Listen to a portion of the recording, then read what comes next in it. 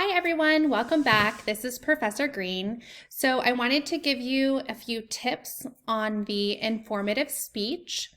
Number one is you want to remain informative. So many of your readings in this particular course will give you information that helps you deliver a speech.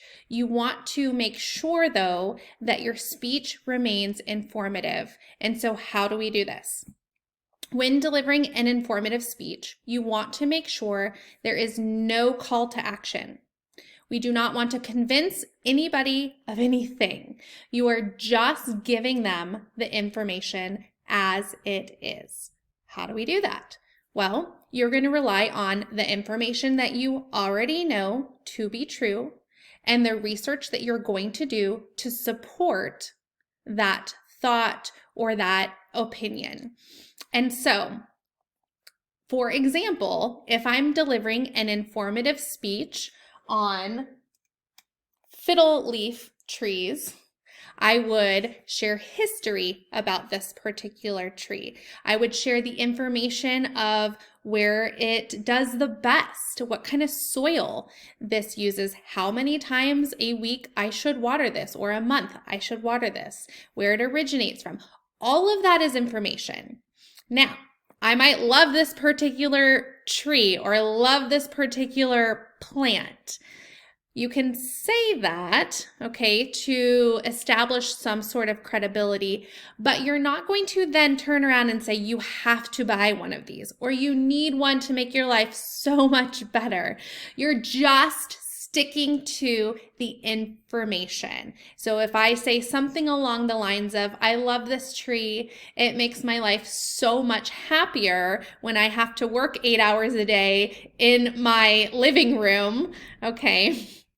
If I were to share information like that, my next supporting argument would be research suggests that having plants in your house makes you happier or healthier. I have not done this research, but I'm just trying to provide an example of if I were to say something along the lines of my personal opinion, you need to support that with research. Okay, so there's that piece. We want to remain informative. The second piece is organization is so important to your speeches. And right now we're talking informative speeches. So you have a clear introduction, your introduction, attention getter, background information, credibility. Why are you credible to speak on this topic? Your central idea, which is your thesis and preview of your main points. Everyone needs to start with an introduction. Then you transition to main point 1, transition to main point 2, transition to main point 3, transition to your conclusion.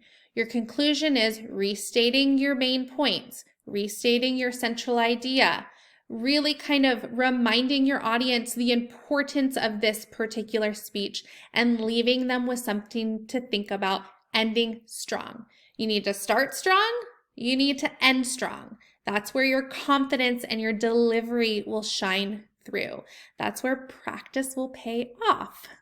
Okay, so we didn't really hone in on the main points of the speech, and so I want to highlight those things now. The main points is kind of like our meat and potatoes, and so you want to make sure that that's where the research is embedded in. You want to make sure that you're building on information so we're not confused. You'll also want to make sure if things are a little bit more high level that you're defining those terms and again, using examples, visual aids, testimonies, or anecdotes, something to allow us to understand what you're talking about, okay? Additionally, those transitions are so important. They transition you from one main point to the next main point. They bridge those ideas together. Those of you that are using chronological order, step by step, 1, 2, 3, 1950, 60, 70, that seems to transition pretty easily.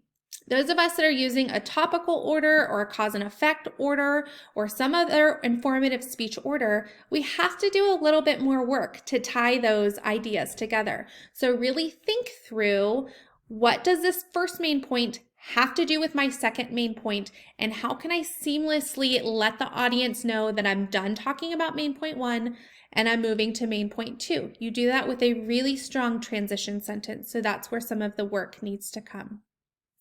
Okay. And again, organizational patterns matter. They help you not feel like you're fumbling all over the place. Oftentimes in public speaking, people will say, I lost my train of thought. I had no idea what I was talking about. It's not uncommon. Okay, so one of the things to do to decrease that uncertainty and lost in spaceness of public speaking is to stay organized. So make sure that you choose an organizational pattern and you stick to it. Make sure that you have done your research and you know what you're going to say. Make sure that you have practiced. So again, to recap, we want to make sure that we have a strong introduction, main points that make sense, that are supported, strong transitions that transition you to main point 1 to main point 2, main point 2 to main point 3, main point 3 to conclusion. You want to have a conclusion that is robust but concise, that makes sense, that is clear to the audience and allows them something to think about. Additionally, this particular speech is 5 to 7 minutes.